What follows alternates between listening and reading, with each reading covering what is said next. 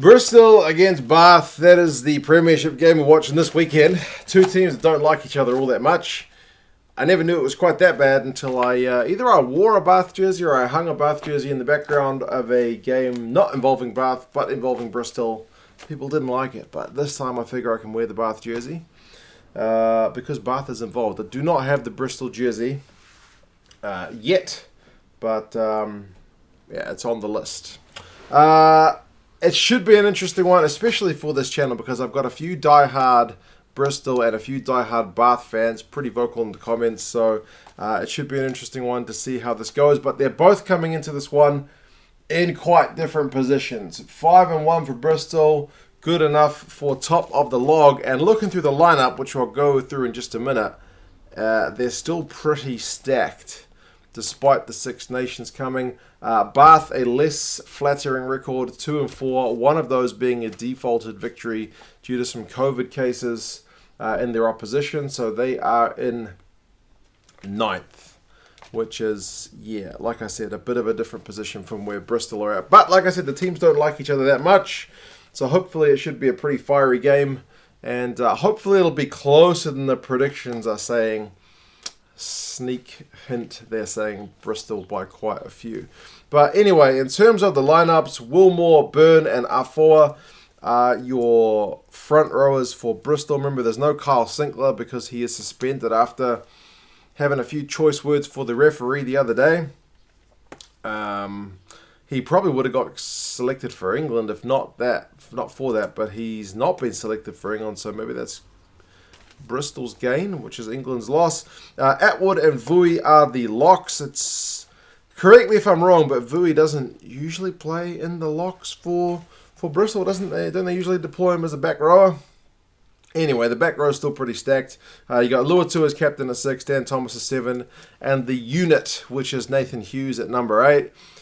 They seem to, from, I would say a limited number, but I've watched a fair few Bristol games, to be honest. They use him as a focal point for a lot of their set plays, eh? Like quite a few of their line-out moves seem to be using him as a big old battering ram, so expect him to be pretty busy. Andy Uren and Yohan Lloyd are your 9-10 combo. Lloyd is such a versatile player, eh? He can just slot in anywhere, and I guess with Bristol losing a few guys to various Six Nations places, it's kind of good for them that Yohan Lloyd didn't get picked up this one. O'Connor and Radradra are your midfield combo, and they have been pretty good. I know it's always hard to leave the shadow of Radradra, but O'Connor has been pretty good as well. Purdy and Morahan are the wingers, and Charles Piutau, former All Black, is your man there at 15. So it's a pretty bloody good lineup. You still got Leua on the bench. You got Will Capon on the bench, so there's still quite a few guys to like in the Bristol lineup. Maybe I think the bench, maybe I like Bath's bench a little better. There's some big names on there. But anyway, we'll go through their lineup in just a tick. I should say for Bristol, when you look at their stats, they're pretty pleasing on the eye.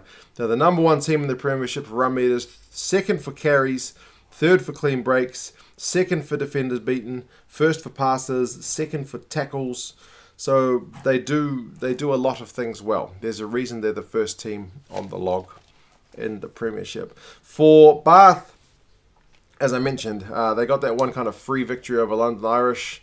So it's not been all plain sailing for them so far. Schoeman, Dunn and Judge are the front row. McAnally and Stuke are 4 and 5. Remember, Bath have lost quite a few guys to the England lineup as well. Bayliss, Reid and Mercer. Mercer's one of those guys who's maybe not big enough, as I almost fall off my chair, not big enough for Eddie Jones's liking. He was kind of there or thereabouts for England for quite a while, wasn't he? But he's just fallen off the face of the earth. Ben Spencer is a guy that seemingly, no matter in what form he's in, he's not going to get selected for England anymore. I know wasn't he in the Autumn Nations Cup squad? But he's been a good signing for Bath since he's joined the team. He's maybe been, from what I've heard from feedback from guys who are diehard Premiership fans, one of, if not the best, 9s in the competition thus far. So again, it's another one of those ones. England's loss is Bath's gain, so they'll certainly take Ben Spencer in good form. Reece Priestland, it was discussed that maybe he would be called up by Wales, but I think there's paperwork and stuff that's going to get in the way of that one. So again, that's Bath's gain. Interestingly, Josh Matavesi is there at 12. I've usually seen him as a 10. I think it's probably the first time I've seen him at 12, so that'll be interesting. But you got the dual playmakers thing going on there. Jonathan Joseph, it's good news to have him there at 13. McConaughey is at 14. Hammer Webb is at 11, and De Glanville is at 15. So, yeah, it's maybe not quite the same glamour lineup that Bristol's got with the likes of Randrandra, Luatua, Pietau. Don't know if Luatua is a glamour player, but he's certainly a big name. But I mean, again, there's not exactly a bunch of amateurs on the Bath lineup either. There's certainly some pretty good internationals and some good up-and-comers there as well. They got Batty on the bench, Redpath, Falatau, Thokana Singer, so that's why I said I like Bath's bench. Pretty stacked. Now, when I looked at the stats, it wasn't such pretty reading for Bath. You're like last for turnovers, 1. You've had 14 tries. Bristol's had 18. Second last for clean breaks. But remember, they've played one less game, so maybe that's the reason why.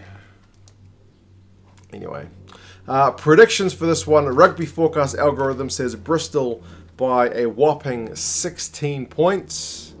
But remember, it doesn't take into account the player changes. It's just the team-on-team thing. And the bookies are saying also Bristol by 12. So Bristol, on paper, walked this one through pretty comfortably. What do you guys reckon? Do you think Bristol, based on that, based on the squad, based on their recent record, should be having too much for Bath? They're at home, although remember with no fans, it's not quite worth as much as it used to be. But anyway, you guys let me know your thoughts on this one. I may do a live stream for this one because it's on tomorrow morning here in New Zealand, like 8:40. But my throat is kind of killing, so we'll see. If I can pump myself full of some ibuprofen, I might be able to get through it. But anyway, we'll see. I'll get some vitamin C or something into me in the meantime. But anyway, you guys take care of yourselves. Who do you think's going to do this one? And yeah, I'll talk to you again soon. See you later.